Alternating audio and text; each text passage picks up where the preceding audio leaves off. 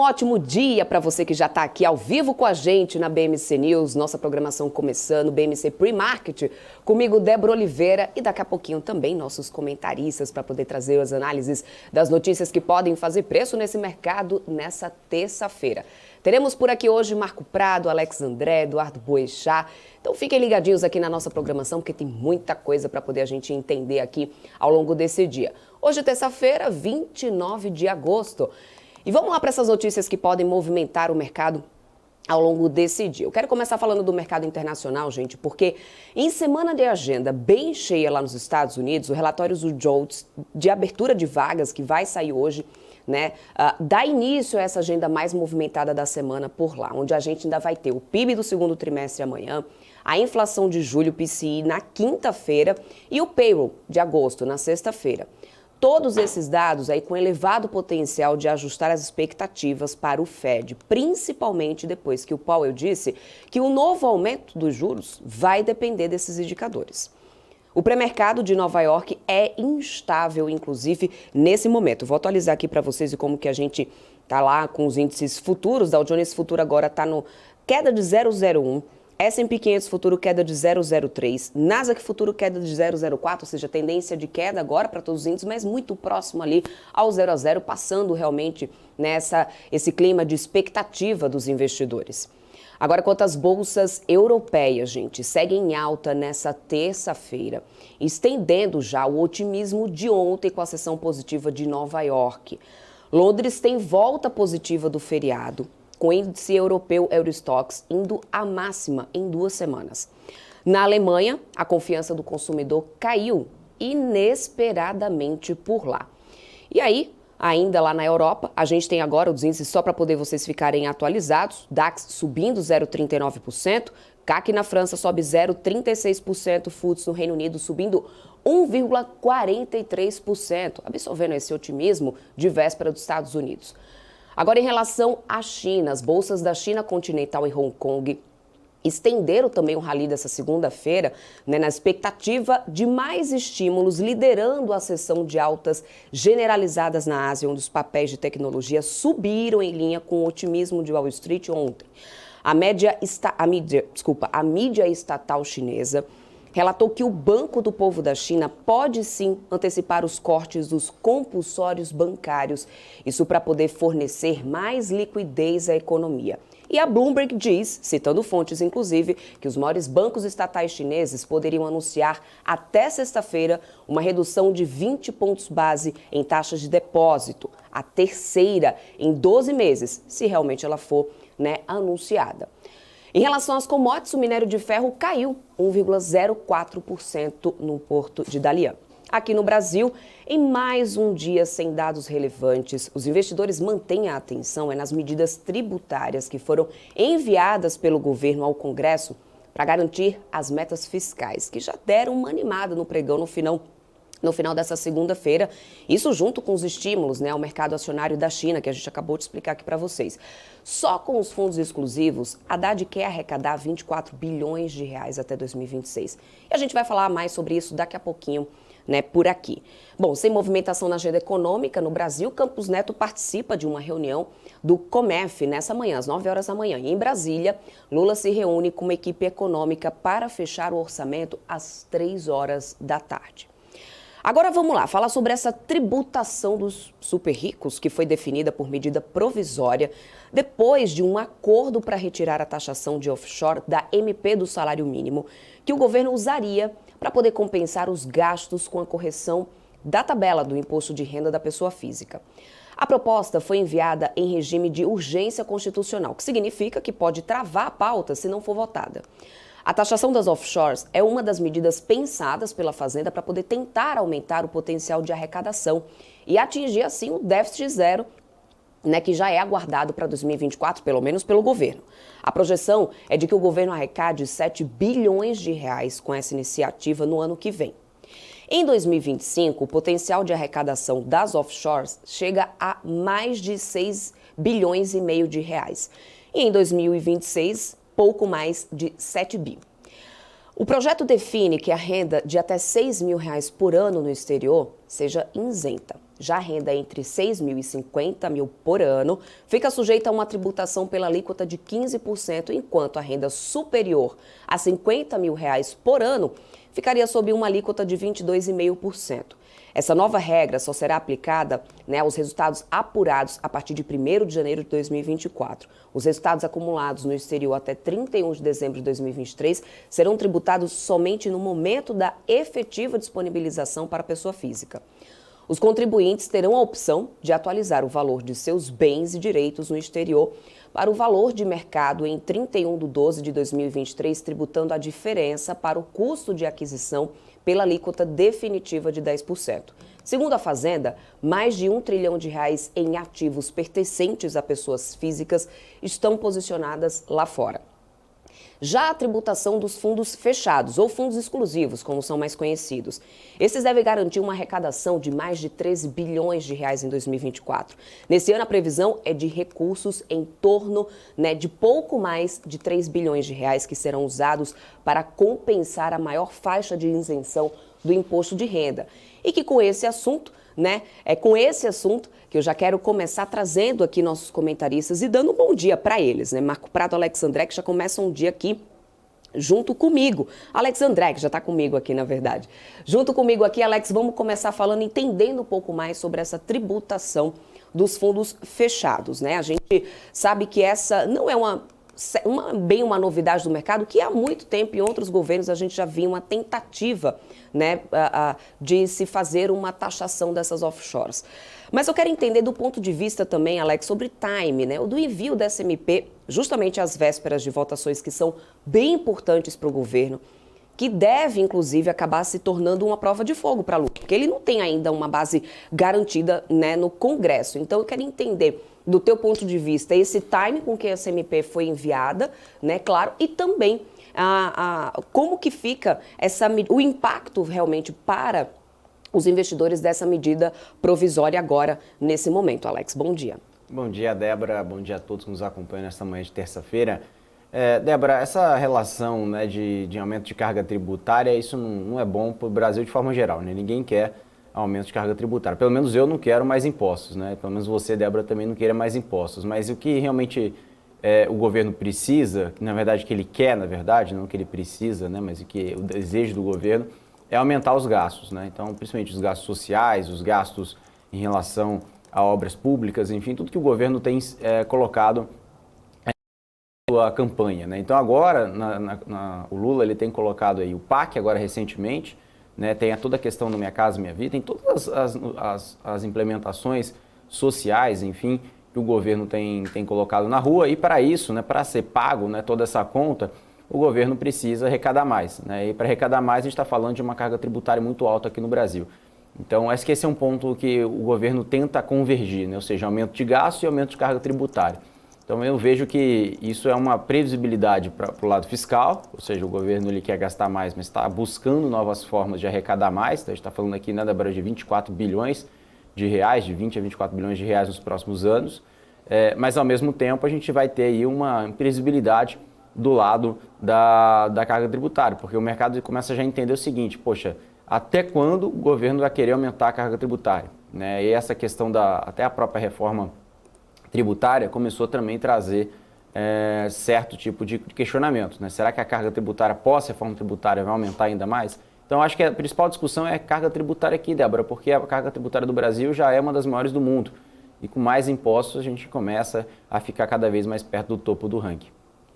Daqui a pouquinho a gente vai ter o Marco Prado também chegando por aqui, aí eu vou tirar uma dúvida com ele também em relação como é que fica isso para lá os super ricos. Ele que tem ali já um trabalho no dia a dia com gestão ali de fundos, a gente traz já Marco Prado para falar mais sobre isso. Mas o ministro Fernando Haddad, ele rebateu aquele apelido, viu, Alex, dado pelo Congresso aí a essas medidas enviadas nessa segunda-feira. Ele disse que não são coisas de Robin Hood nem revanche e que a tributação de fundos fechados e offshore é norteada pela busca por justiça social e também práticas internacionais. Haddad ainda elogiou a reforma tributária aprovada pela Câmara, em tramitação no Senado, já citou o presidente da Câmara, Arthur Lira, pela liderança do projeto, disse que a reforma vai corrigir a distorção do sistema tributário. Para o presidente do PSD, Gilberto Kassab, se o Centrão entrar no governo, haverá mais tranquilidade para a aprovação das medidas econômicas propostas pelo governo Lula, apesar do prazo curto para poder cumprir essa pauta, já que só faltam aí 3 meses para as eleições, né, municipais. Então deixa eu trazer ele aqui, Marco Prado, bom dia para você também, já fazendo companhia aqui, né, a mim também, é o Alex André, que já está aqui com a gente. Muito bom dia, senhor Marco Prado, falando aí já sobre essa taxação dessas offshores. Chegou então a MP no Congresso, conversava aqui com o Alex em relação ao time dessa chegada dessa MP nesse momento, né? Eu queria pegar um pouco também da tua experiência aí com a Busaid, que vocês fazem gestão de grandes fundos, né? Também lá fora, é uma das funções, um dos trabalhos que você executa. Então eu queria entender como que os investidores perceberam isso, qual que tem sido a reação desses investidores que têm offshore lá fora, pelo menos aí no seu dia a dia. Bom dia, Débora. Bom dia, Alex. E bom dia para você que está nos assistindo. Desculpa o atraso, gente. Desculpa, Débora. A Débora vai puxar minha orelha depois. Nada mas que aí... Pix não resolve, hein, gente? Cá pra nós. Brincadeira, gente. Você falou isso. Ô, Débora, você sabe que agora o caminho vai ser os investidores aí das grandes fortunas, né? Buscarem alternativas de investimento em bancos que tenham como é que eu posso te falar? Um desconto mais atrativo, né? Taxas menores, né?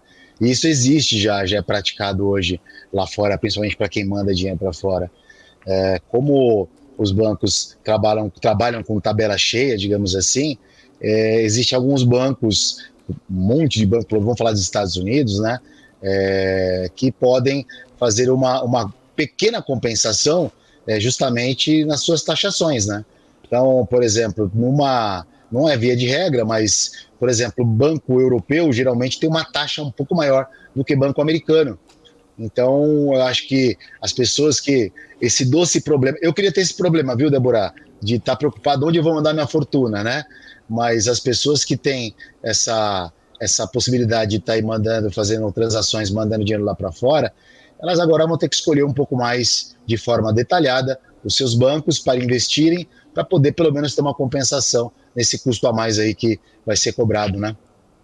Pois é, eu te pergunto isso porque eu lembro, viu, o Marco e Alex, que o próprio Paulo Guedes, inclusive, quando ele ainda estava, né, quando ainda estava ali no governo Jair Bolsonaro, ele tinha levantado essa possibilidade de taxação e ele também tem offshore lá fora.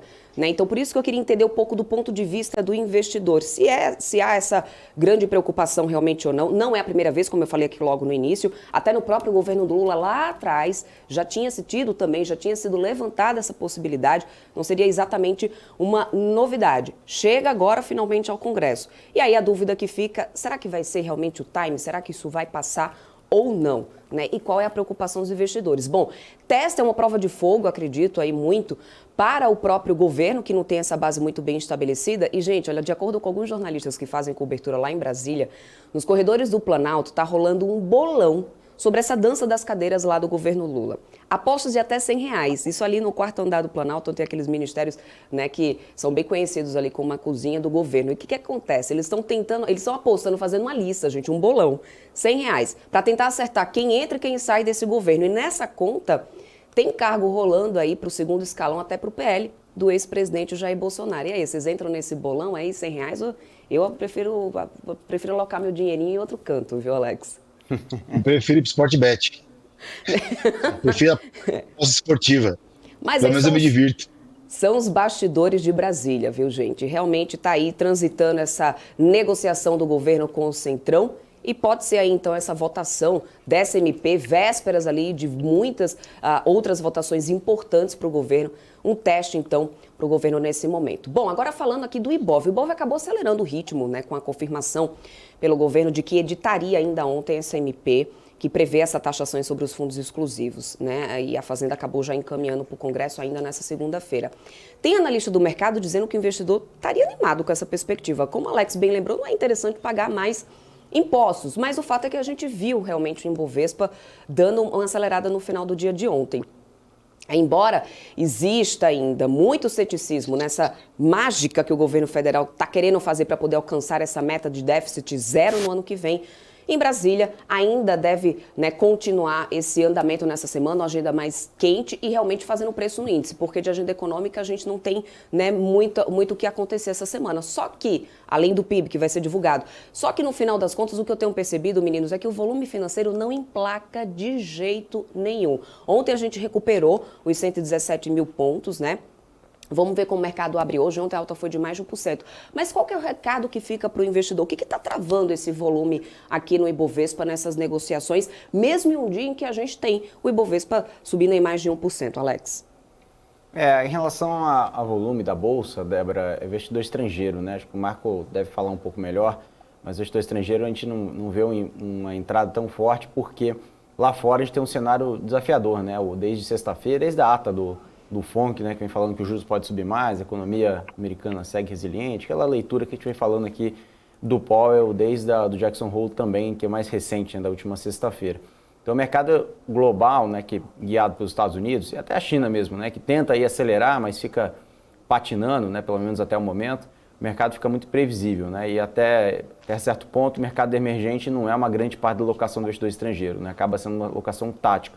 Então acho que no final do dia a gente não vê um impacto tão marginal aqui em volume da Bolsa, né? Como você falou, fica ali na ordem de 19, 20 bilhões, não passa muito disso. Acho que o volume é puxado muito mais pelo investidor local, institucional, do que investidor estrangeiro, pelo menos até o momento, nessa janela de curto prazo, Débora. Ainda tem a China diminuindo ali, né, algumas taxações em relação à movimentação de investimentos. A China tentando trazer mais estímulos, atrair mais investidores, né, para lá. Tem as treasuries americanas também, que estão bem mais atrativas, né, ultimamente. Ou seja, isso realmente acaba, eu acredito, impactando o investidor estrangeiro, né, Marco?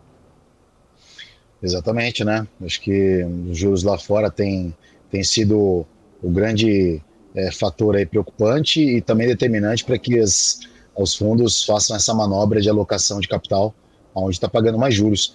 Mas você falou do Ibov ontem, se você der uma olhada aí no seu profit atrás de você, na sua tabelinha aí de onde estão as cotações das empresas, dá uma olhada onde como foi o setor financeiro, os bancos ontem, né? Porque que o mercado subiu, né? Os bancos subiram bastante, teve banco que subiu 3%, banco que geralmente sobe 0,5%, 1% no máximo, né? Então ontem ali realmente essa esticada na reta final aí depois da parte da tarde aí foi bastante expressiva. E vamos ver o que a gente aguarda para hoje, né, Débora? Acho que vamos ver esse movimento aí, não sei se tem muita força para ir, porque você falou lá fora em juros, né? Vou falar um pouco de trazer juros para dólar, né? Ainda vejo o dólar bastante pressionado por uma questão fiscal. Eu acho que o áudio aqui do Marco caiu um pouquinho. Marco, eu vou pedir para você conferir aqui o seu áudio, mas antes de você conferir aqui o seu áudio, eu tô achando, viu, Alex, que o Marco tá lendo aqui o meu espelho. Não é possível, ele tá remoto, gente. Mas ele tá trazendo exatamente a ordem do que eu iria... Primeiro, além da alta das commodities, o setor bancário. Eu ia trazer exatamente isso, porque tem a ver com o JCP, eu vou trazer essa notícia. Depois a questão do dólar. Eu tô achando que esse Marco Prato tem telepatia. E depois traz o número da Mega aí, viu, senhor Marco Prato, por gentileza. Mas é isso mesmo, que o Marco tava falando. Tá aqui até, ó, o setor bancário. Deixa eu trazer aqui o nosso monitor de mercado, né, aqui com os bancões para poder a gente ver essa alta aqui bem expressiva, viu? YouTube 4, 3,39% nessa segunda-feira, foi quem liderou altas do setor, mas aí teve BBDC mais 3% de alta também, né? Banco do Brasil 2,88%, a R$ 48,28, a menor alta do setor foi Sami 4,064%, mas o setor inteiro aí conseguindo se manter, né, nesse positivo, com uma eventual alteração, ao invés de dar fim realmente, somente alterar a tributação do JCP. Na avaliação do Citibank, essa mudança na proposta deve elevar, né, deve acabar gerando ali uma reavaliação de todo o setor bancário. Além disso, as ações desses grandes bancos, né, também foram animadas e pelo relatório de operações de crédito do Banco Central. Parece, gente, que chegamos já ao pior cenário e agora tende a melhorar a qualidade desse crédito. Marco Prado agora já está aqui de volta com a gente, né?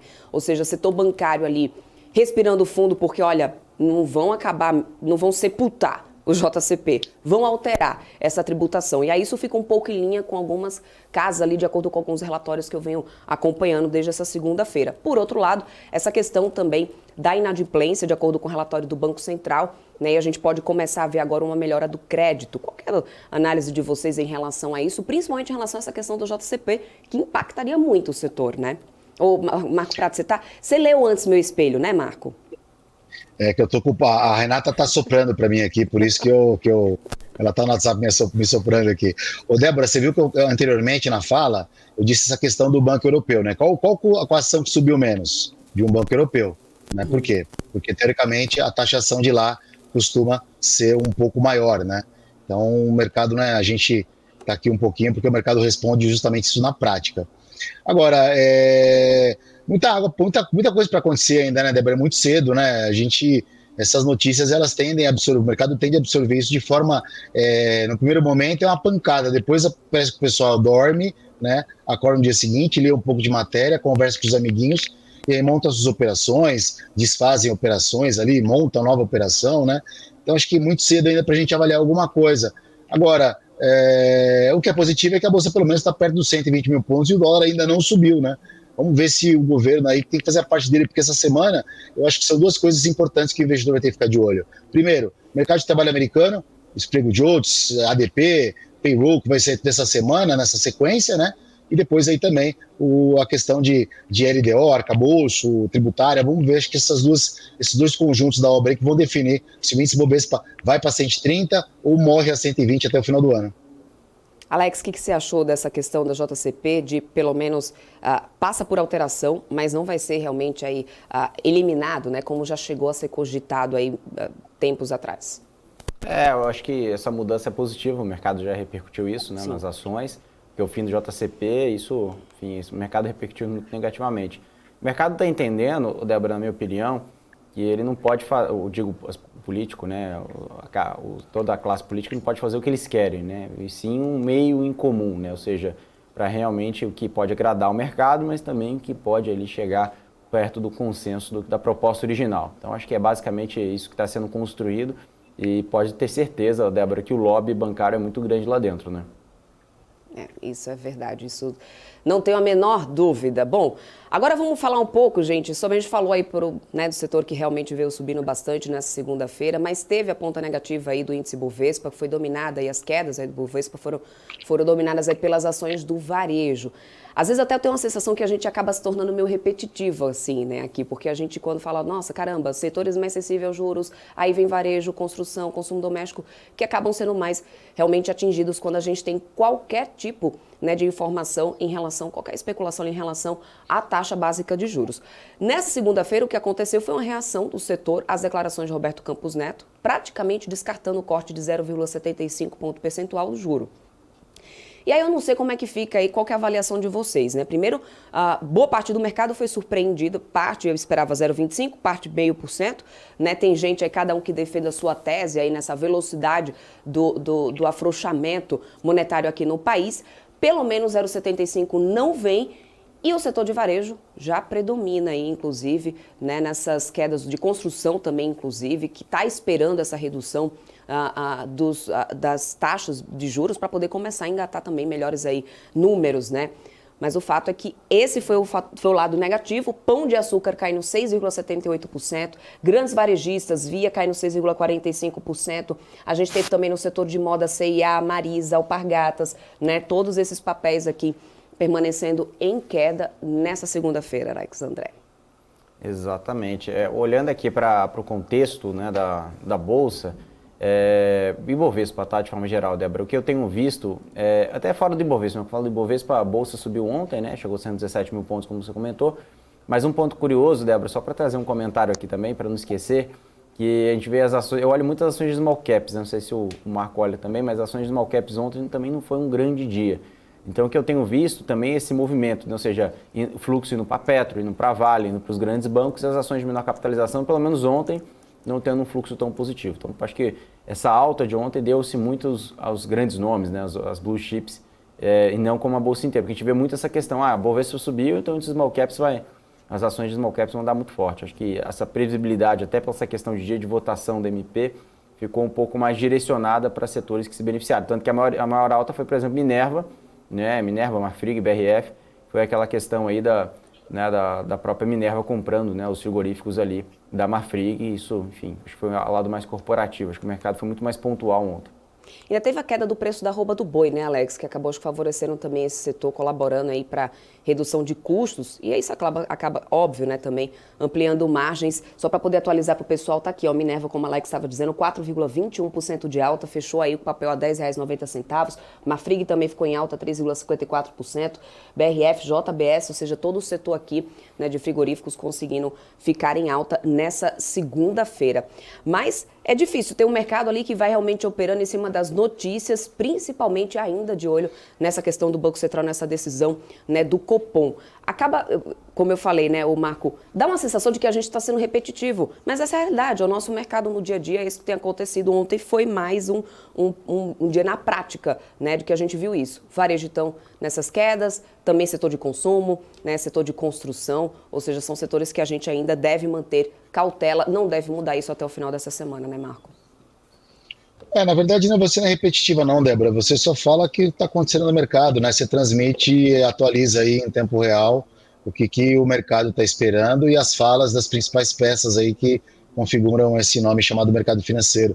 Roberto Campos Neto ontem dizendo que realmente, sendo bem objetivo, não tem por que cortar em 0,75, em momento algum ele disse, né, lá atrás que cortaria em 0,75. Essa euforia foi obviamente do mercado em algum momento, mas eu também vou ser repetitivo em falar que a gente tem que olhar a taxa de juros brasileira para o final do ano, né? 12% no final do ano, 11,75%, talvez isso, é isso que a gente tem que olhar e aguardar os cortes ali pontuais de 0,5%, esses ajustes assim, né? Então essas empresas de varejo, teoricamente, como você citou que estava no vermelho aí, está aparecendo o boletim da escola do meu filho, ela realmente... inclusive por motivo do meu atraso, né?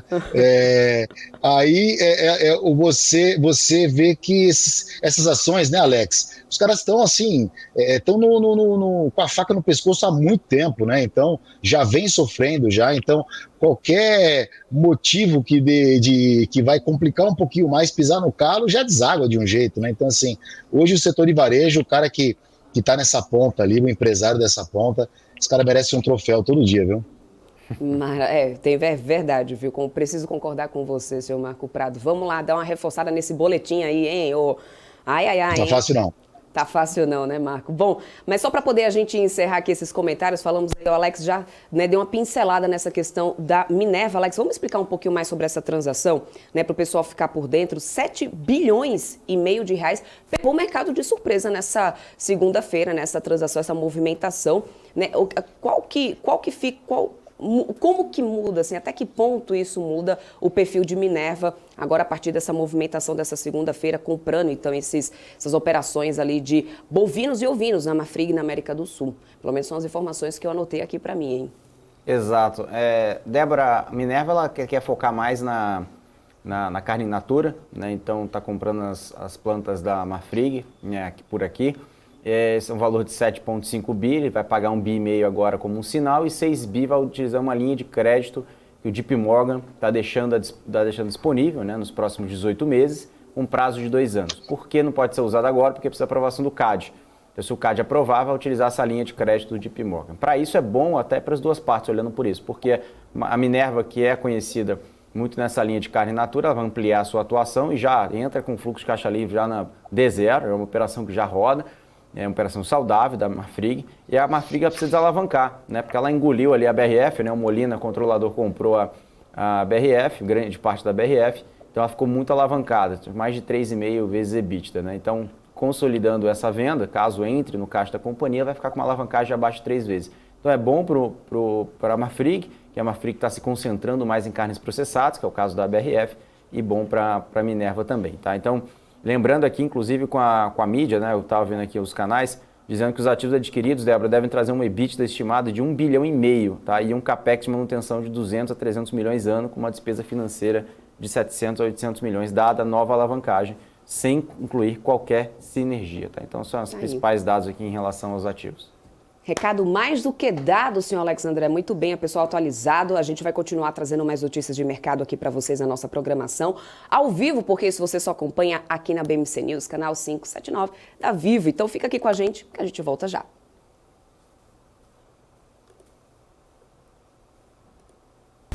BMC News. Informação que gera valor. O que impacta a economia e o mercado global. Aqui no BMC News você acompanha em tempo real a abertura do mercado e todas as movimentações do mundo dos investimentos. Notícias acompanhadas de opiniões de grandes especialistas para ajudar você na melhor tomada de decisão na hora de investir. Eu, Paula Moraes, estarei com você de segunda a sexta, às 9h30 da manhã, no BMC News. BMC News. Informação que gera valor.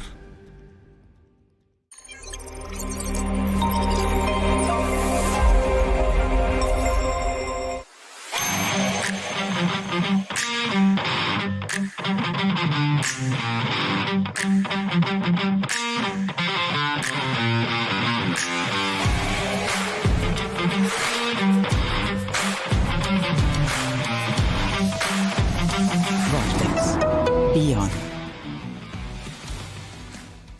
EQI Investimentos. O parceiro que me orienta na hora de investir e que me dá autonomia para conquistar meus objetivos. E você, que tal começar a investir nas suas escolhas? EQI Investimentos. Invista em suas escolhas. Trader, imagina uma TV com programação Trader 24 horas por dia. Imagina ter conteúdo de qualidade, interação com a comunidade Trader em tempo real e acesso às últimas notícias sobre o mercado a hora que você quiser. De madrugada, final de semana, é só ligar, assistir e interagir. Pois é, pela primeira vez na história do mercado financeiro, está no ar a TV exclusiva para traders, a Trader TV. Programação 24 horas por dia, sorteios de notebooks, cadeiras ergonomicamente projetadas para os traders, camisetas, canecas, além de muito conteúdo de qualidade para melhorar o teu operacional. Ultrapasse fronteiras e eleve a sua performance no trade de uma vez por todas. Ou morra tentando sozinho. Te esperamos na Trader TV.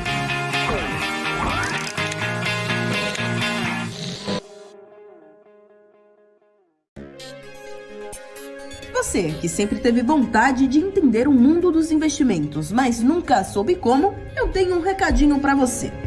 Em parceria com a B3, a BMC News traz o BMC Quest. Serão ao todo 14 módulos que vão ajudar você a se tornar confiante para tomar as decisões na sua vida financeira, conquistar um futuro promissor e ter uma melhor relação com o seu dinheiro. Tudo isso em um só lugar com um time de especialistas de ponta. As ações listadas nas bolsas, os fundos de investimentos, fundos imobiliários. Embarque nessa jornada com a gente você também. Saiba mais em bmcnews.com.br/class ou escaneie o QR Code que está aparecendo na sua tela.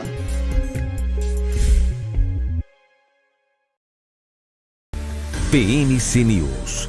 Informação que gera valor.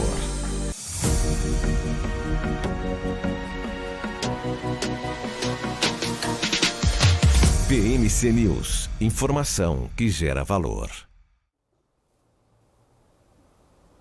Estamos de volta, vamos lá, deixa eu só atualizar para vocês de como que a gente está com os futuros americanos aqui nesse momento, né? Começamos o dia praticamente ali no 0 a 0, uma leve tendência de queda nos futuros americanos, permanece assim, não mudou muito o cenário, Nasdaq futuro agora cai 0,04, mas aí, né, as outras bolsas seguem ali muito próximo ao 0 a 0, ainda trazendo esse clima de cautela, né, de expectativa dos investidores pela agenda econômica bastante forte essa semana por lá pelos Estados Unidos. O petróleo Brent agora está subindo 0,82%, $84,50 o barril, WTI subindo 0,85% agora nesse momento, a $80,78 o barril do petróleo. Agora, para chegar aqui na nossa programação, né, o Eduardo Boechat da Active, gente, já está chegando aqui para poder fazer companhia aqui nesse bate-papo aqui bacana sobre mercado. Eduardo, bom dia para você. Eu já vinha conversando aqui bastante com os meninos, né, logo no primeiro bloco, sobre todas essas notícias que surgiram ali já no final dessa segunda-feira, principalmente no cenário político aqui no Brasil, essa taxação das offshores lá fora, né? Eu queria entender do teu ponto de vista, aí, lembrando que na Active a gente tem a possibilidade de operar, né, em mercados internacionais. Como que vocês percebem, que vocês estão recebendo essa notícia aí? Qual que é a tua avaliação, né, o Eduardo, sobre essa novidade, essa MP que agora chega ao Congresso? Bom dia, Eduardo. Bom dia, pessoal. Bom dia quem está assistindo. Bom, bem-vinda de volta, né? Primeiro, né? Obrigada. Pois é, chega de férias agora. Encontrei contigo ainda. Chega de férias. Bom, ontem saiu o pacote de taxações, né? Não só da offshore, mas também a questão da taxação dos fundos fechados, né? Os fundos fechados já era um negócio meio morto já, né? Já tinha um tempo que estava para essa taxação cair, né? Enfim, os fundos começaram a ser cobrados. O próprio Paulo Guedes também queria fazer. Acho que é justo, né? Só gostaria que fosse taxado, né? Que fosse taxado e diminuísse impostos em outras áreas, né? Acho que não teremos isso, né? Na soma dos fatores dos próximos anos, a gente não vai ter diminuição de carga tributária. E sobre offshore, guardando para ver o que sai do Congresso, né? A gente sabe como entra, mas não sabe como sai. É um projeto não popular entre os congressistas, porque boa parte deles tem empresas offshore, né? Então é difícil os caras taxarem contra eles mesmos, concorda comigo? É uma votação meio complicada. Acho difícil eles fazerem isso, mas vamos ver como vai ser. Vamos ver como é que vai ser o trâmite dentro do Congresso Nacional.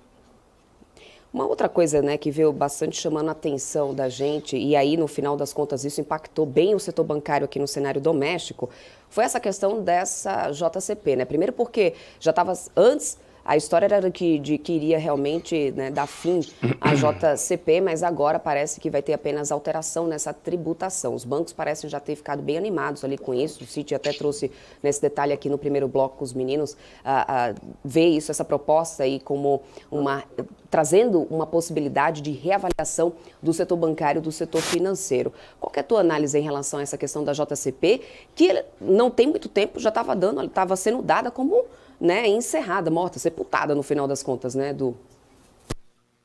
O setor bancário com certeza é o mais, né, é um dos mais aí afetados. É uma maneira de aumentar a tributação. Tem que ver o que vai sobrar de novo, né?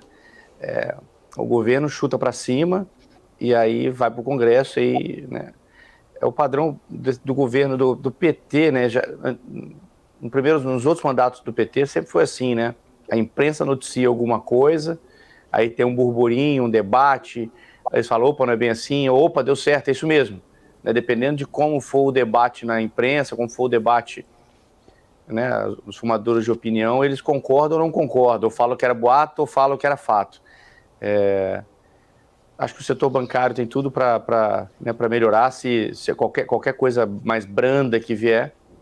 Mas o governo precisa de dinheiro. Esse é o recado. Eu acho que é isso que fica, né, isso que fica de mensagem para todo mundo. O governo precisa de dinheiro. Ele vai atrás de dinheiro.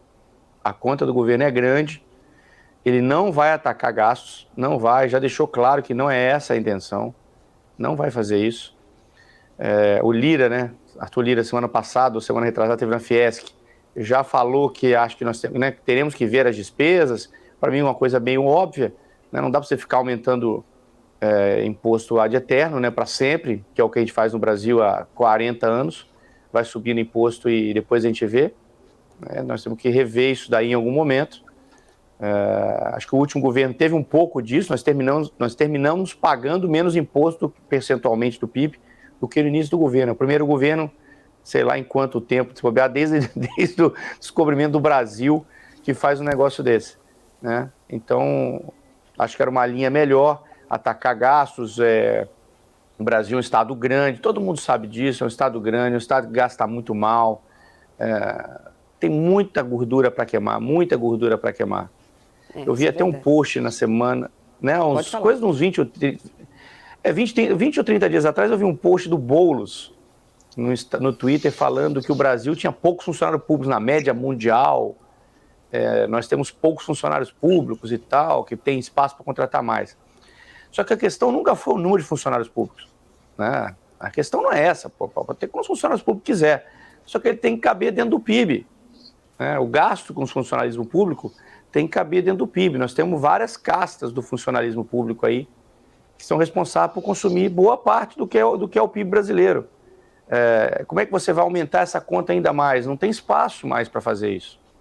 Então, quer contratar mais? Temos que organizar o que já tem, né? Organizar o que já tem.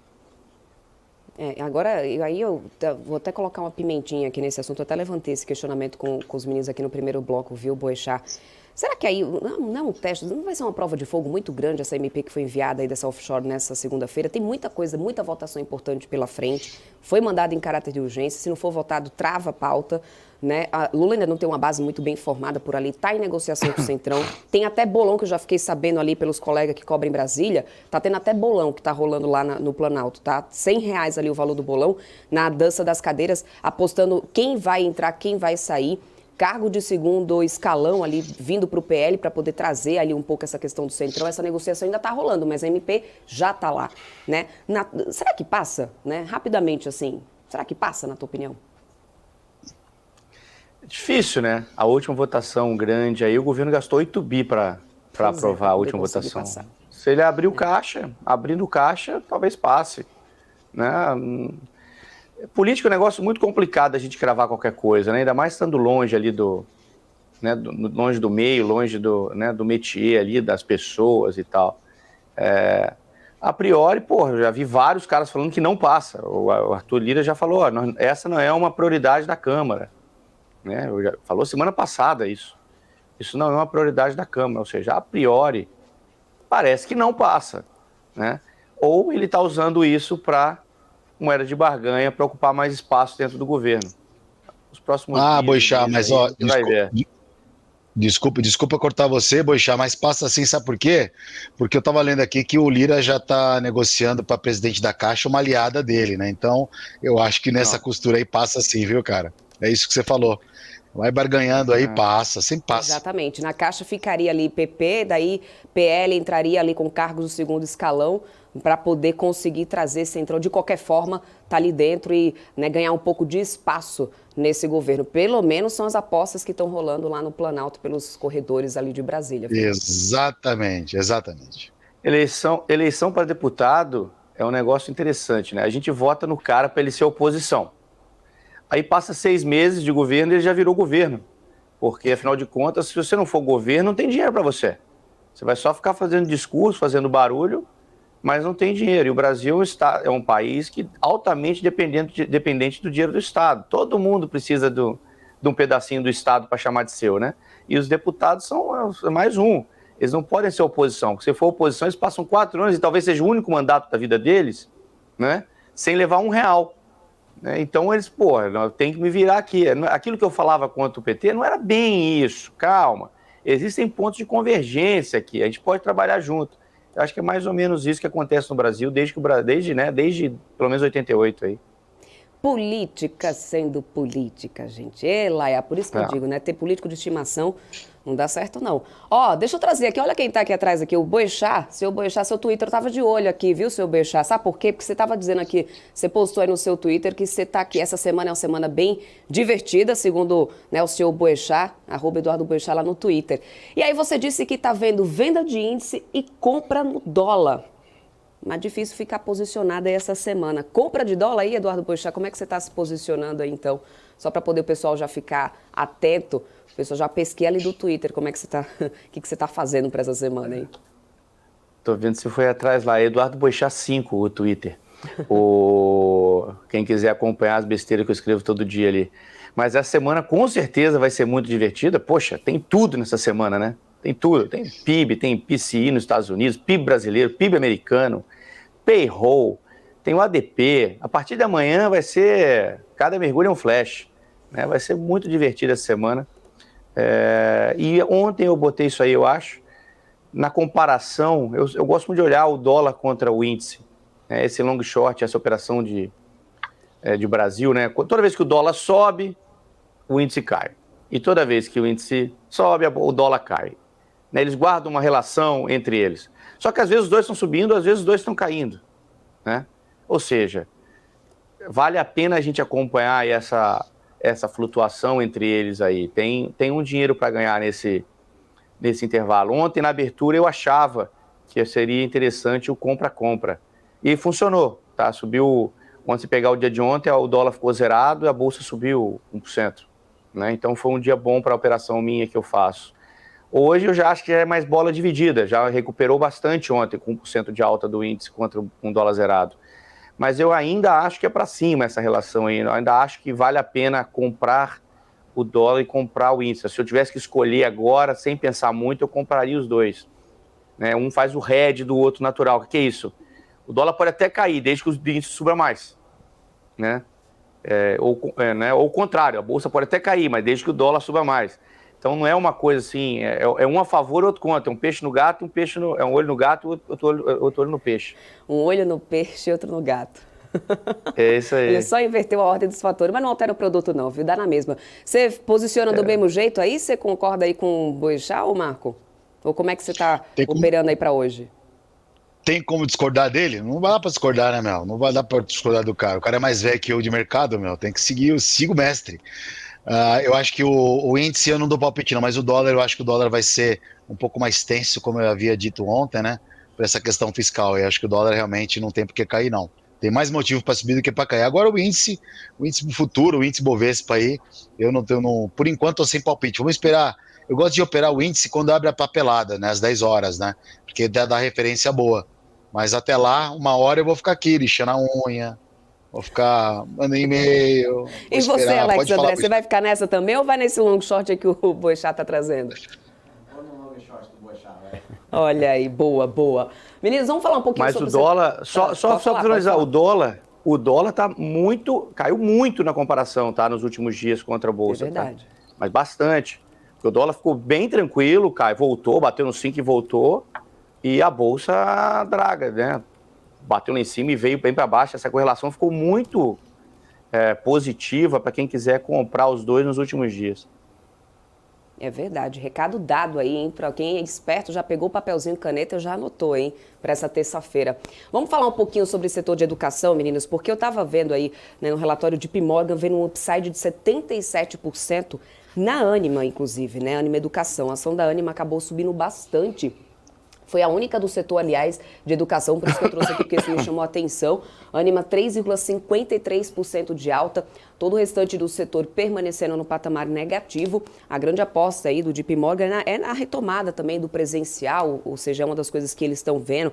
Também tem a questão do reajuste ali de custos, né, recentes que a companhia adotou em algum dos campos, podendo também ajudar a melhorar os resultados do segundo trimestre. E aí trazendo esse upside de 77%. Você vê espaço para tudo isso, Alex? Em Ânima, pelo menos?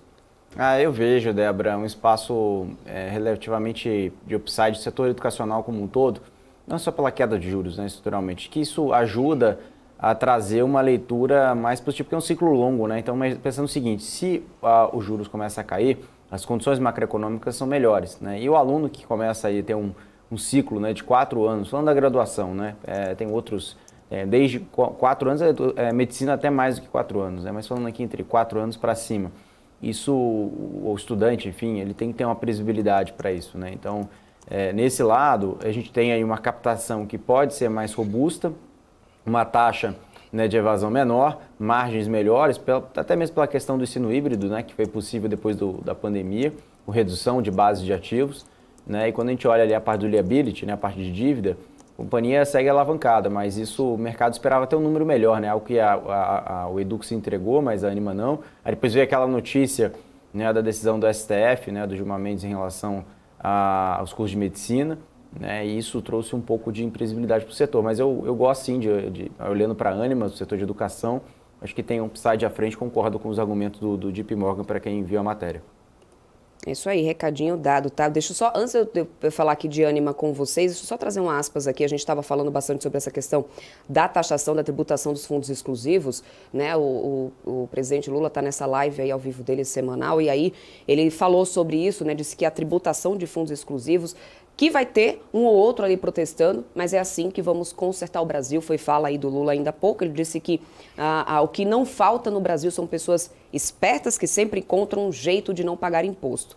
Lula disse que a maioria dos deputados, né, de pessoas que pertencem a uma classe média alta e que muitas vezes eles não votam a favor de projetos de interesse do povo, o que é até compreensível, segundo o presidente. Por isso, em época de eleição, o trabalhador tem que votar em pessoas que pensam como ele. Foi o que ele falou em relação à tributação, né, dos fundos, né, nesse momento.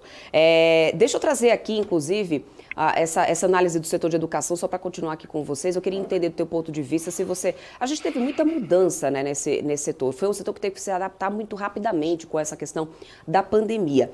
Mas eu não sei se um upside de 77% não seria um certo exagero. Ô, Marco Prado, você gosta desse setor de educação, né? Você tem uma boa avaliação, um bom cenário para o setor agora, já passado pandemia, já realmente, né, tudo voltando, né, à normalidade. Acho que já podemos falar em página virada totalmente assim. Mas 77%? Ânima, o que você acha?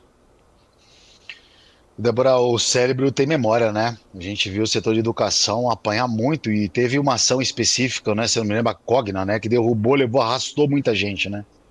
Então, quando tem uma ação de um setor assim, você vê, por exemplo, Americanas, né? O setor de varejo agora fica muito sensível por conta da que aconteceu com Americanas, com medo que aconteça com outras. E o setor de educação, ele sofreu muito com essa questão de Cogna, porque ele foi um papel muito recomendado por algumas casas. Muita gente comprou esse papel, essa ação, segurou e ela não prosperou, aconteceu o que aconteceu, né? E muita gente perdeu uma grana preta aí com a ação de Cogna. Ânima é referência no setor, né? É outra história, eu acho que é uma outra página, mas por conta disso, eu acho que assim, não dá para você colocar... Eu queria ter dinheiro para comprar tudo que eu gostaria, né? Mas não tenho, né? Então a gente tem que ir para setores mais específicos. O setor de educação não passa nem na porta, né? Então, só passa na porta da escola só, e olhe lá. Seu filho, nesse momento, deve estar dizendo assim, eu também não gostaria de passar na porta do setor, não, viu? Se ele estiver assistindo a gente depois. Ô, Edu, porque só para poder localizar aqui o Edu, diz que o boletim do filho do Marco não está indo muito bem, não, viu, Edu? Diz que está vermelhinho aí em alguns setores aqui do Ibope. Hoje de manhã estava em reunião com a diretora lá. Meu Deus do céu, tragédia. Ih, caramba. Edu, nesse cenário que a gente tem agora, né, aí abrangendo, eu queria ter o olhar para o cenário doméstico. Tem algum setor que você está realmente, né, um pouco mais, pelo menos que observando um pouco mais com atenção? Não sei se educação seria o setor que você apostaria.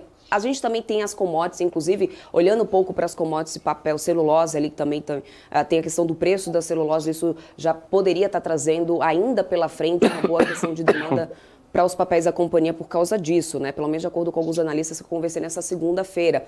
O minério de ferro já muda um pouquinho o cenário, ou seja, diante dessa economia que a gente tem na China, da maneira como tem acontecido, né? O Fed ainda tomando ali posições de aumento de juros nos Estados Unidos, o que reflete aqui no setor doméstico, pode favorecer algum setor que você olharia para se posicionar na Bolsa Brasileira ou não, Edu? Eu acho que toda vez que a gente fala de posicionamento em ações, a gente tem que tomar cuidado com o prazo de cada pessoa, né? Tem cara que quer comprar agora e ser sócio pro resto da vida, tem cara que quer comprar por 1, 2 dias, tem cara que quer comprar por 15 minutos. Eu estava conversando semana passada com os amigos que desde maio ou abril de 2021 eu não tenho nenhuma posição estrutural comprada em Bolsa Brasileira. Zero. Tem mais de 2 anos que eu não estou comprado em Bolsa. Eu posso fazer um giro aqui, alguma operação ali, ou vendido ou comprado, mas tem 2 anos que eu não estou comprado e eu não vejo nada que possa fazer a gente mudar de patamar. O cara que quer comprar a bolsa, ele em última análise tem que achar que a bolsa muda de patamar para ele ganhar dinheiro. Uma alta de 15% não é nada relevante, você pode olhar uma alta de 100%, de 200%, né? Eu não vejo nada que possa mudar o patamar né, da Bolsa Brasileira nos próximos períodos aí, próximos anos. Não vejo. Pode ser que aconteça, o mundo ande, a China volte, né? A China tá começando a querer, né? Cortou juros essa noite, tá querendo dar uma mão para o mercado. Pode ser que aconteça uma coisa nessa linha, que também não parece ser não parece ser o que está no radar do mercado, não parece que serão os próximos passos da economia mundial. Eu acho que a gente tem tudo para ficar no lateralzão aí por mais tempo. Óbvio que dentro desse lateralzão tem papéis que sobem 200% e papéis que caem 80%. Foi o que aconteceu nos últimos meses aí, no último ano, 2 anos. Aconteceu isso, né? Os IPOs novos todos caem 90%. Né? Se você está comprado num papel errado, o tamanho do prejuízo é grande. E tem várias empresas que não param de subir. Leve 3, por exemplo, subiu pra caramba, que é uma empresa que eu gosto de olhar, não tem, mas gosto de olhar. Eu gosto muito do setor de papel e celulose, mas você tem que lembrar que ele também está dentro do ciclo chinês. Né? Tem que acompanhar o que está rolando na China. Vale está R$60, né? Uma empresa top também, não precisa ir muito longe. Pode olhar Vale, uma empresa top, fica 60 pratas aí, só que também dentro do ciclo da China, que não parece que vai ter melhora, que não parece que vai acontecer nada muito relevante. Né? Acho que estamos nesse lateralzão aí de 15% ou 20% para baixo ou para cima já tem algum tempo. Né? Sobe um pouquinho, cai um pouquinho, já tem alguns anos que a gente está nisso aí, desde a volta da Covid. Não vejo nada que vai fazer isso mudar. Né? Tem a questão de corte de juros, talvez lá fora essa inflação, né, acalmar mais rápido e o Fed começar a cortar juros, aí nós temos uma gasolina na fogueira aí, né? Mas também não acho que esse é o cenário. Enfim, acho difícil de manter uma posição comprada em ações estrutural agora.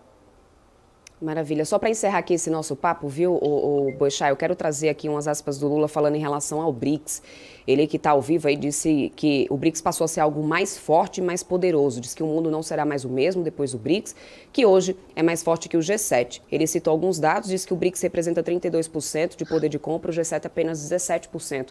Mas assim, num grupo como esse, né, que a ideia é que se tenha cada vez mais coesão entre os países que compõem, e trazendo esse aumento que está acontecendo agora, isso pulveriza muito mais. Eu não sei até que ponto isso pode ser positivo ali realmente para o Brasil ou não, porque o diálogo vai ser mais difícil você chegar ali, né, num consenso, agora tomando essa proporção que o BRICS está tomando com a entrada aí já desses novos países. Edu, eu não sei qual que é a tua opinião, né, mas eu queria a tua análise ali rapidamente em relação sobre isso. Ele voltou a beber? Tá de brincadeira. Desculpa, escapou. Desculpa. Certíssimo, seu Pode comentário. Falar. O nosso presidente, ele gosta de frases assim mais de efeito, né? Mas não existe nenhuma coesão, na minha visão, entre os países do BRICS. Se você pegar o G7, são todos países ocidentais, democracias, né? Enfim, países que têm o maior IDH do mundo, enfim, tem uma coesão entre os países. Você pegar os BRICS não são nada em comparação, né? Você tem China, o que é a China? A China é uma ditadura. A gente vai se alinhar a uma ditadura? Aparentemente é o que nós estamos fazendo por questões econômicas, não sei, ou até mesmo ideológicas do novo governo, não sei. Rússia, o que a Rússia é? A Rússia é uma ditadura? A gente vai se alinhar a uma ditadura? Enfim, tem a população desse país é muito grande, realmente, o poder de consumo desse país é muito grande. A China está puxando o carro, realmente é o motor da economia mundial, é o país que mais cresce, tem tudo para passar os Estados Unidos em tamanho de PIB nos próximos anos, mas eu não vejo coesão. E agora abriu para os amigos, né? Então, vai botar a Argentina. O que a Argentina pode agregar num grupo como esse? Né? A Argentina, um país, infelizmente, tem muito mais problemas internos para serem resolvidos do que pensar numa política externa, né? Está totalmente... Né? A Argentina falida. Arábia Saudita, a Arábia Saudita é uma ditadura, né? Ditadura lá e tal. A gente vai se alinhar a isso? Então ficam essas questões aí até de cunho moral, até para a gente discutir mais para frente, até para o pessoal que na última eleição falou questão de democracia, que democracia é importante. A gente está se alinhando ao que não é democrata no mundo. Será que é isso que nós queremos para o futuro do Brasil? Ou será que era legal a gente ter só uma relação comercial e vamos em frente? Não sei o que vai dar dos BRICS, veremos também nos próximos anos aí. Muitas perguntas filosóficas hoje, de longo prazo sua, dona Débora. Dona Daniela. De olho aí nesse longo prazo, hein? Já pegou aí a vibe. Edu, muito obrigada pela sua companhia, parceria de sempre, né? Muito obrigado, te espero aqui amanhã, hein? Valeu, tamo aí, galera. Obrigado aí pela paciência e vamos para amanhã. É isso aí, Tchau, de Edu. olho no mercado aqui hoje. A gente vai atualizando vocês aqui ao longo da nossa programação ao vivo na BMC News e análises assim com especialistas de mercado. É só aqui na BMC News que você acompanha, então permaneça aqui ao vivo com a gente, né? Daqui a pouquinho, na volta do intervalo, eu trago aqui já o início da abertura do índice futuro do Ibovespa, também do dólar futuro. Continue aqui ligadinho na BMC News. Vou para um rápido intervalo comercial, daqui a pouco eu tô de volta. Até já.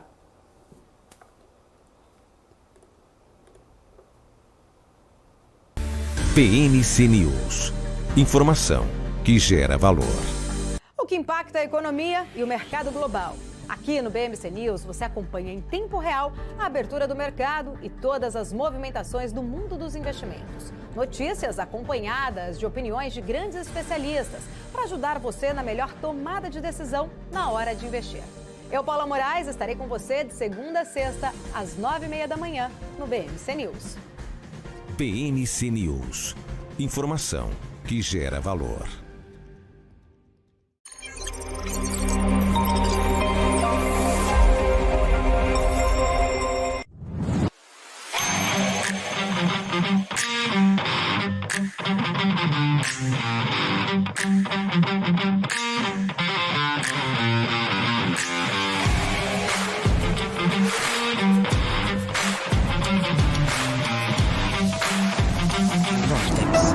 Beyond. Conheça a Brasil Paralelo, o único streaming que oferece uma experiência completa, que começa antes de cada filme com a sinopse em vídeo e continua depois que os filmes acabam com as análises e podcasts sobre o que acabou de assistir. Somos o grupo de comunicação que produziu Brasil, a Última Cruzada, a série de história que mudou a forma do brasileiro olhar para o seu passado. Junte-se às mais de 600 mil famílias que assinam a BP. Entre no site brasilparalelo.com e faça sua assinatura. Quem só vê o BTG como um banco de investimentos, não vê todos os benefícios que ele pode oferecer. Aqui você tem a liberdade de ligar a qualquer hora. E tem a confiança de contar com o time BTG. É você no controle da sua vida financeira de um jeito simples e compatível com a sua rotina. O BTG reconhece quem é você e está pronto para potencializar a sua trajetória. BMC News. Informação que gera valor.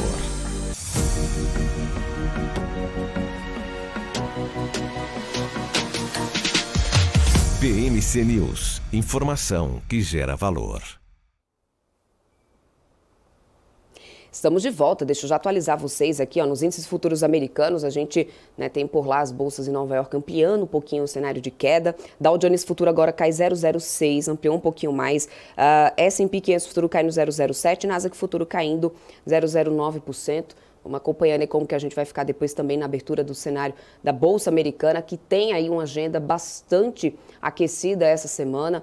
Vem uma grande expectativa pelos dados que podem trazer aí um norte em relação à decisão do Banco Central dos Estados Unidos sobre a magnitude aí do aperto monetário por lá.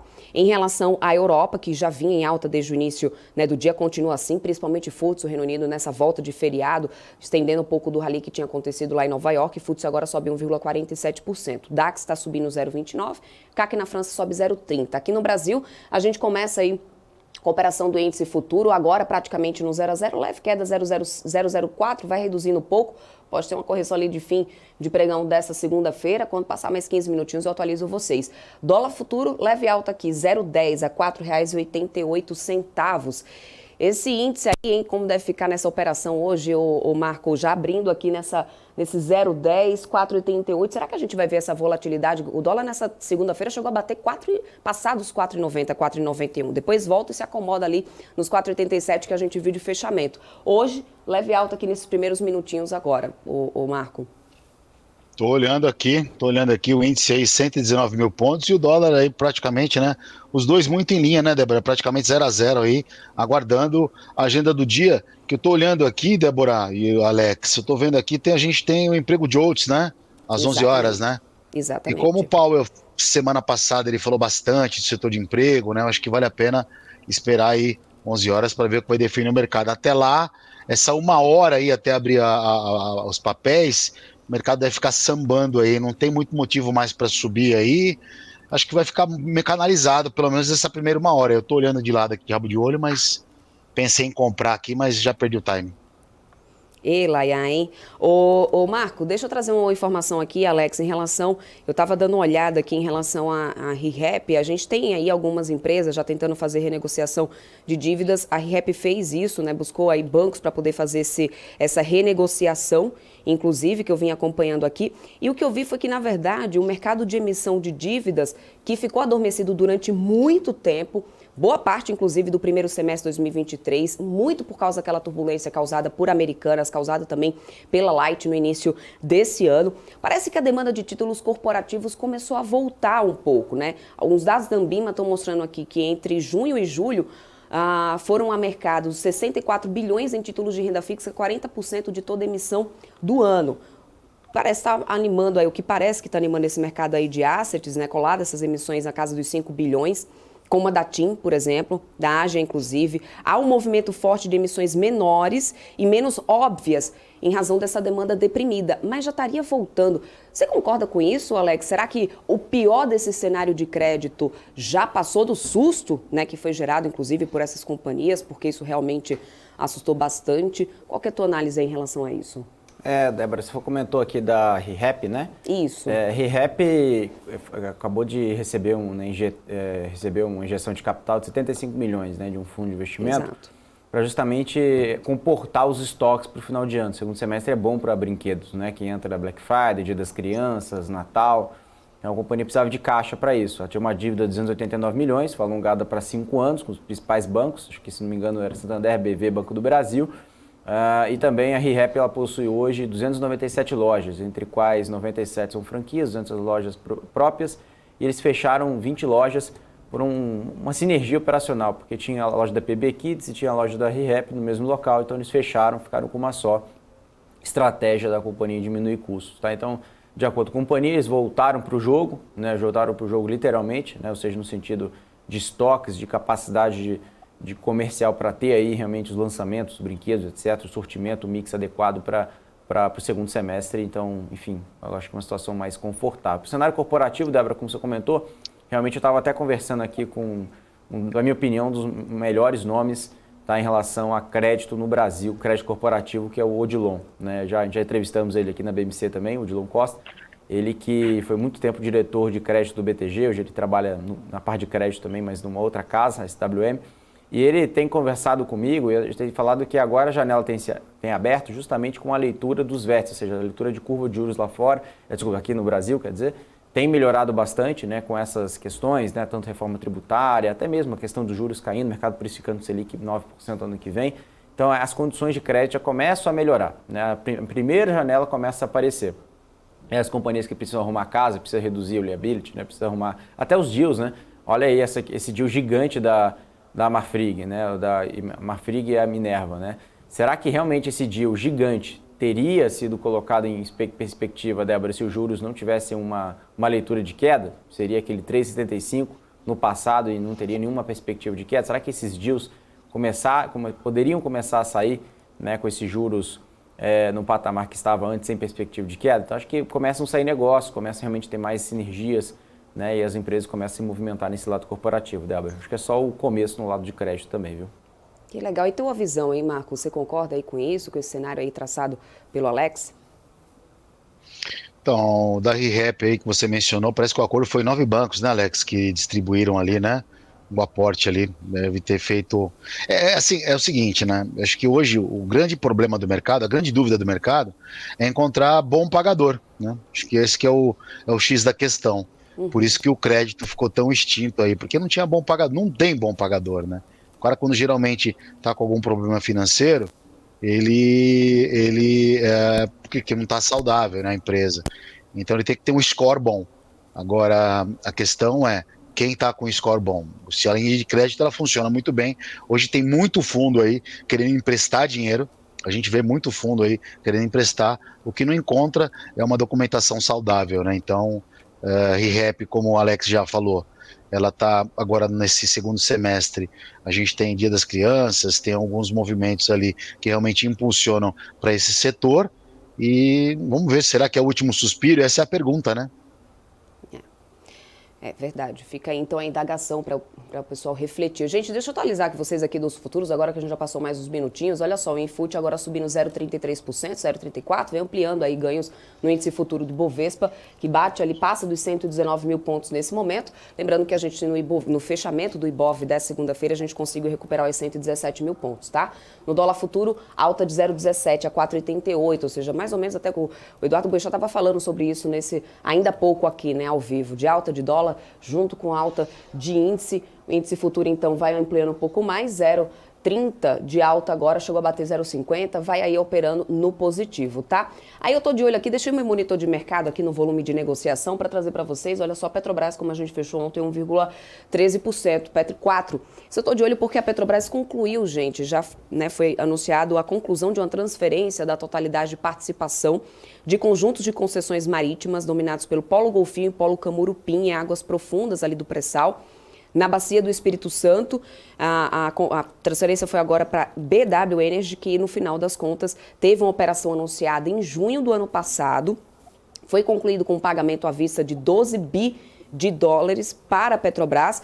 Ainda está previsto um recebimento de 60 milhões de dólares para a Petrobras. Bom, a gente sabe que estava ali já em jogo realmente, né, nessa questão de estruturação da companhia, na verdade, acho que até uma reformulação de estruturação da companhia, né, Alex, já se desfazer de alguns ativos. A companhia já vinha fazendo isso, não é de agora, era uma movimentação já prevista. E vem aí nessa conclusão dessas negociações. A gente sabe que com o atual governo também tende a mudar um pouco o cenário da empresa, até porque a gente tem todo esse questionamento em relação a dividendos, né? Isso já foi colocado bastante em pauta. O atual governo quer reinvestir, né? Dizem, levantam isso, a gente sabe muito bem, muda um pouco o cenário da estatal. Mas parece que essa agenda ali em relação a ativos, a se desfazer de alguns ativos, permanece, vem em andamento ainda pela Petrobras, né? Exatamente. Débora, essa notícia, como você tinha comentado, a informação que a companhia só reforça, né? Só conclui essa questão e essa consolidação de ativos. E, ao meu ver, eu acho que agora a gente começa a ver menos essas notícias, né? Olhando aqui para frente, né? Já que a companhia, como você comentou, tem mais focado em outras prioridades. Agora o foco fica para a Bacia do Amazonas, a questão também do plano estratégico voltado à energia offshore, que a gente não tem nada ainda concretizado, mas tem uma leitura que a companhia possa diversificar sua matriz, e isso traz aquela dúvida em relação ao pagamento de dividendos, como você falou muito bem, porque a taxa de retorno talvez não seja a mesma com a exploração de petróleo, que vai continuar, vai ser muito forte, a companhia é muito eficiente, mas essa pulverização pode trazer dúvidas em relação à alocação de capital. Tá aí, então olha só, a Petrobras ontem ficou aí 1,13% de alta, 32,33 inclusive, né, em dia que a gente teve muita volatilidade também do petróleo. A Petro 3 alta de 1% a R$ 35,40. Aí foram, né, os papéis, inclusive o setor de commodities, junto com os bancões, acabaram sustentando bastante essa alta do índice Ibovespa. Senhor Marco Prado, deixa eu me despedindo de você, que você vai para a sala de estudos, né, com o pessoal. Marco Prado está aqui, essa sala de estudos diariamente agora, compartilhando ali vários estudos com o pessoal. Compartilha até a tela ali com o povo. O que vai ter de bom aí, Marco, nessa operação de hoje? Ô, Débora, a gente tava, na hora que você estava falando do índice ali, ele deu uma esticada já, o índice, ele fez uma, viu, né? deu você uma viu que volatilidade. Eu voltei até dizendo assim, agora foi expandindo, porque eu vi bater 0,50 e voltou um pouco para 0,30. Pô, mas foi rápido essa puxada aqui, viu? Tá firme o índice aqui, e pior que o Boixá falou dessa questão de movimentos, né, diversos entre dólar e índice, os dois estão em alta, o índice firme por os motivos, né, e o dólar firme também pelo motivo, mas aparentemente aí o que a gente está vendo, tanto o índice quanto o dólar para cima nesse mercado, e não tem motivo para cair os dois por enquanto não, viu? Vamos aguardar mais um pouquinho aí, vamos correr agora aqui para o povo já tá esperando para operar aqui. Maravilha, compartilha lá então depois o pessoal entrar na sala, viu? O Marco, então seu recado final aqui para o pessoal que está começando essa terça-feira operando aqui, mas está ao vivo aqui acompanhando a gente na BMC News. Gente, o mercado hoje aí vai ser volátil, né? De novo, mais uma vez, vamos ter um mercado volátil com dados importantes. Emprego de outros às 11 horas. Vou ficar de olho nesse número aí, porque justamente é o setor de emprego, o qual o Powell falou no discurso dele no Jackson Hole semana passada, na sexta-feira. Volatilidade, acho que eu vou dar uma olhada muito na Caixa hoje, por causa da mudança aí, né, de presidente da Caixa, ali já parece que já saiu, vi agora ali alguma coisa rapidamente aí, que o Lula já nomeou a nova presidente da Caixa. Brasília continua ali no radar por conta dessa parte fiscal, então assim, a gente vai ter emoção e volatilidade e algumas oportunidades aí, viu? Mercado bom hoje, viu?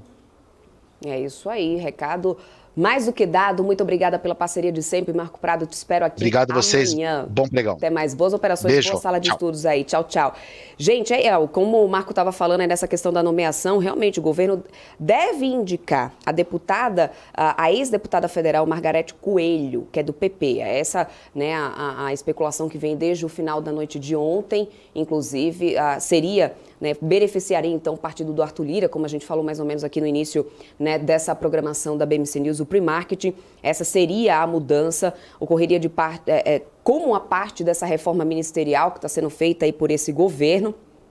Até então, a expectativa é que seja realmente efetivada aí esse nome da ex-deputada federal, que é do PP, Margarete Coelho. Vamos ver, então, ao longo desse dia, como é que fica.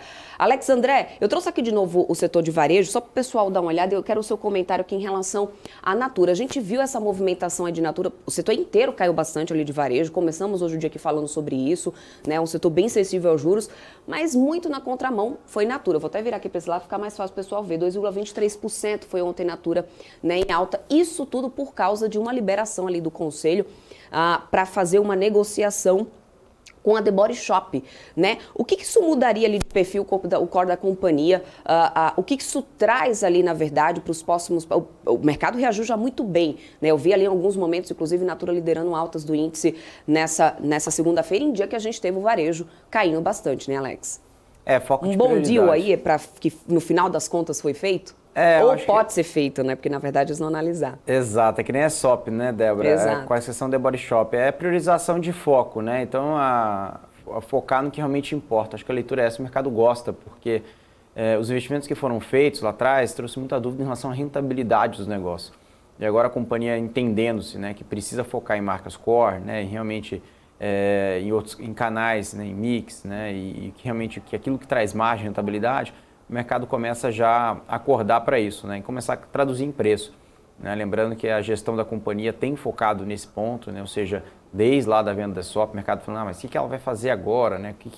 Qual que vai ser o direcionamento dos recursos? Né? Então, acho que fica muito óbvio nessa leitura, Débora, que a companhia realmente está focada, né, realmente em priorizar o portfólio, melhorar o mix e rentabilidade no final do dia. E o mercado vem dando benefício da dúvida para a Natura. Né?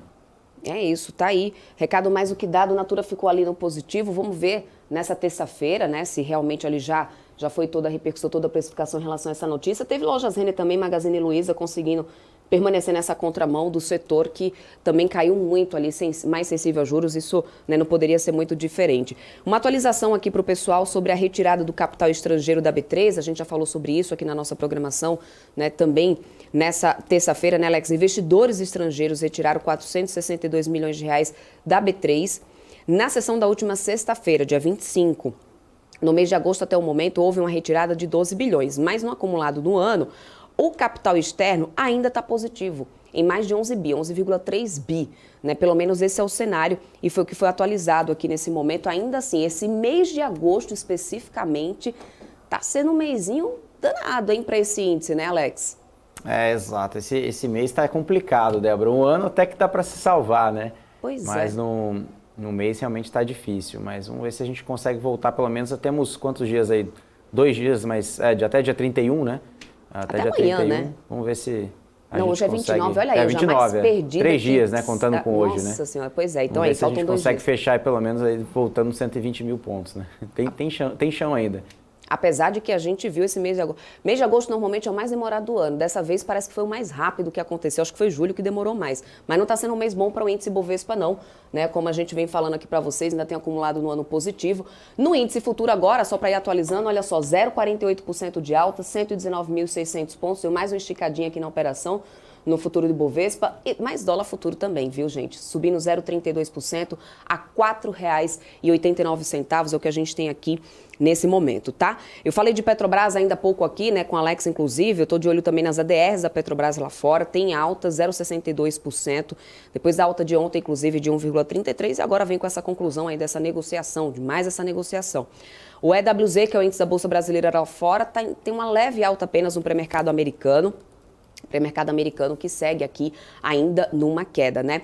Alex, só para poder a gente ir encerrando aqui sua análise nessa terça-feira, Bom, fechamento do mês está quase aí batendo a porta, a gente tem muita retirada do capital estrangeiro, o mês não está sendo interessante, mas o que poderia ser um trigger quase que não sai, que pode realmente destravar para uma virada de mês melhor, para a gente ter um setembro melhor, o que poderia, né, o que está precisando desse Bovespa, principalmente para ver se destrava esse volume, porque tá difícil aí de subir esse volume da Bolsa, né? Agora é a reforma ministerial, né, que está sendo debatido, tem essa questão também das MPs agora que foram, ou seja, a arrecadação acompanhando o gasto do governo, né, que, ao meu ver, precisa fechar essa conta do arcabouço fiscal, porque não adianta só gastar, ter uma regra de arcabouço e a gente não tem responsabilidade fiscal. Isso vai pesar na curva de juros, né? Isso que o mercado deve observar lá na frente com uma inflação maior, pesando na inflação, como pesou no IPCA 15, mas o IPCA 15 não foi esse motivo, né? O IPCA 15 foi motivos passados, óbvio, em relação a combustíveis, carro 0 quilômetro, etc. Mas o Campos Neto já disse, olha, o IPCA 15 veio acima do esperado, né? A gente vê aí uma conjuntura que a gente não pode ser tão dovish assim. Então, para destravar mesmo, Débora, na minha opinião, são dados lá fora. Vamos começar aqui, né? Payroll abaixo do expectativo, né? Ou seja, desacelerando, né? Isso mostra uma menor capacidade de emprego nos Estados Unidos. O Jerome Powell talvez ele não suba os juros, esse é o melhor cenário, né? Cortar juros agora, mas não subir os juros. Isso pode ser um catalisador, né? Que a gente chama de top-down, ou seja, de cima para baixo, lá, ajuda o cenário de risco nos Estados Unidos e traz fluxo para o Brasil. E aqui no Brasil é fazer a lição de casa, como eu comentei, né? O governo aí apertar as contas, que eu acho que não vai acontecer isso, mas, enfim, tentar fazer na medida do possível, né? Gastar ali o que ele quer gastar, mas também trazer receitas, né? Enfim, mas ser eficiente e, nesse sentido, que nunca vai ser 100% eficiente, como eu falei, tentar traduzir sempre, Débora, no melhor meio entre a iniciativa privada e a iniciativa pública para chegar no meio em comum. Como está acontecendo com o JCP, né? Talvez não seja excluído, né, o JCP, mas tenta chegar no meio em comum ali. É isso aí. Recado mais do que dado, Alex, obrigada pela parceria de sempre. Te espero aqui nessa quarta-feira. Bom dia, boa terça-feira, bons negócios e até amanhã. Obrigado, Débora. Até mais. Tchau, tchau. Até mais. E eu vou seguindo aqui atualizando vocês desse mercado, desse andamento aqui, né, do índice, nessa operação, início de operação dessa terça-feira, nos índices futuros aqui no Brasil. A gente tem tanto o dólar futuro aí em alta, como também o índice futuro do Ibovespa, índice futuro do Ibovespa que vai ampliando um pouco mais essa alta. Inclusive, deixa eu trazer aqui o meu telão do Profit Ultra da Nelogica aqui para o finalzinho, conseguir atualizar vocês. Tá aqui, ó. Índice futuro tá aqui, 0,44% de alta. A gente viu aí uma boa esticada logo no início, né, da operação, agora está em 0,43% positivo, 119.665 pontos nesse momento. No dólar futuro, alta também. 0,32% de alta, R$ 4,89. Lembrando que a gente viu aí uma certa volatilidade nesse câmbio nessa segunda-feira. O câmbio que começou ali o dia foi de 4,87 até 4,91. Estabeleceu, né, deu aí uma aliviada no final do dia. E agora a gente começa aqui com o dólar em alta nessa terça-feira, tá? Lembrando que no índice Bovespa a gente teve aqui o setor de varejo pesando bastante também nessa terça, e do lado positivo a gente veio ali realmente tanto, né, com o setor de frigoríficos, olha só, na variação diária foi Minerva, 4,21%. A gente trouxe aqui mais notícias em relação à Minerva, essa transação que foi feita, né, na compra ali de novos frigoríficos, isso pode, né, acabar beneficiando bastante a companhia, um deal bem aceito pelo mercado, um negócio bem aceito, né, pelo mercado, muito bem avaliado, inclusive, de acordo com alguns analistas que estão soltando os relatórios aqui nessa terça-feira. Então, Minerva está aí 4,21% de alta, R$ 10,90. Marfrig, alta de 3,54%, né? Ou seja, JBS também subiu no setor, está aqui, ó, 1% de alta para JBS, BRF subiu 2,66%. Nessa questão aqui dos frigoríficos, é importante também lembrar da queda do preço da arroba do boi, e isso também acaba melhorando a questão de custo de operação, né? Aumenta um pouco mais as margens, isso acaba sendo positivo, é claro, para o setor, né, que acabou o dia muito bem. Vamos ver nessa terça-feira como é que a gente vai ter essa abertura aí para o setor. Lá na ponta positiva, como já atualizei vocês, varejo, gente, está muito ainda repercutindo, principalmente, vamos ver nessa terça como que fica depois dessas falas do Campos Neto, eliminando totalmente a possibilidade de corte de 0,75 ponto percentual. A gente sabe que existe ali uma grande expectativa do mercado, principalmente de setores mais sensíveis aos juros, né, por essa redução dos juros, por esse corte ainda aqui. A gente já teve o Boletim Focus nessa segunda-feira, De acordo com o Boletim Focus, essa segunda foi mantida a taxa Selic, não mudou a previsão do Banco Central, né? Ou seja, e aí Campos Neto vem depois durante a tarde numa fala, inclusive ele que estava lá no Warren Day, a BMC News acompanhou e transmitiu aqui ao vivo para vocês na íntegra a fala do presidente do Banco Central, mas ele descartou totalmente. Corte 0,75 não vai ter. Então, aí o setor acaba sendo bem mais impactado, setor de varejo, setor de consumo, setor de construção civil, são setores mais sensíveis aos juros. Então, a gente teve Pão de Açúcar liderando perdas, Via também, aí Alpargatas em seguida, Açaí, vários outros papéis do setor de varejo. MRV aqui caiu 1,72%. Essa foi a situação desse mercado, vamos ver se nessa terça-feira como que a gente fica aqui nessas operações, né? Lembrando, Ibovespa conseguiu até recuperar os 117 mil pontos. Será que vai manter? O índice futuro ainda segue no patamar positivo. EWZ, que é o índice da Bolsa Brasileira lá fora, tem leve alta, ainda por enquanto no pré-mercado americano. Pré-mercado americano que vai expandindo um pouco mais esse cenário de queda, tá? Dow Jones Futuro caindo 0,11%, S&P 500 Futuro caindo 0,13%, Nasdaq Futuro caindo agora 0,18%, ou seja, a gente saiu daquele patamar de 0 a 0 que a gente tinha, ampliou um pouco mais esse cenário negativo, talvez ali os investidores já na expectativa por esse relatório do Jolts, que deve sair daqui a pouquinho, mas né, esquentando somente ali os tambores para esse calendário econômico bastante apertado, bastante pesado essa semana lá nos Estados Unidos, né? PCE Payroll realmente pode trazer uma sinalização mais importante, aí, mais relevante. Jerome Powell já deixou isso muito claro, então o investidor segue já precificando e de olho na divulgação desses dados. Por lá pelos Estados Unidos, a gente também tem PIB do segundo trimestre, que deve sair nessa quarta-feira. Brasil também vai ter PIB sendo anunciado, então fiquem de olho. Agenda aí importante ao longo da semana nos Estados Unidos. No Brasil, um pouco mais esvaziado no cenário econômico, pesa muito mais essa cena política. Na Europa, olha só, bolsas por lá continuam operando em alta, FTSE no Reino Unido nessa volta de feriado sobe 1,38%, DAX está subindo 0,13%, CAC na França subindo 0,17%. Nas commodities, o petróleo Brent está subindo também, 0,68% agora, $84 o barril do Brent, WTI sobe 0,61 a $80,59. Lembrando que no minério de ferro tivemos uma queda aí de mais de 1%, né, nos contratos futuros de Dalian na primeira sessão. Vamos acompanhando aqui ao longo do dia, a gente atualiza vocês, né, de como que vão ficar as commodities e como também vai abrir o índice Bovespa. Às 10 horas da manhã eu volto trazendo a abertura do índice aqui com o nosso telão do Profit Ultra da Anelógica. Você continua aqui com a gente, porque tá chegando aí o BMC News com a Paula Moraes e o Felipe Nascimento, com entrevistas, né, e analistas sempre aqui do mercado presente na nossa programação, trazendo uma ótima análise sobre, né, as notícias, o que pode impactar, inclusive, na Bolsa de Valores. Isso você só acompanha aqui na BMC News. Então, continue com a gente na nossa programação. Daqui a pouquinho eu tô de volta.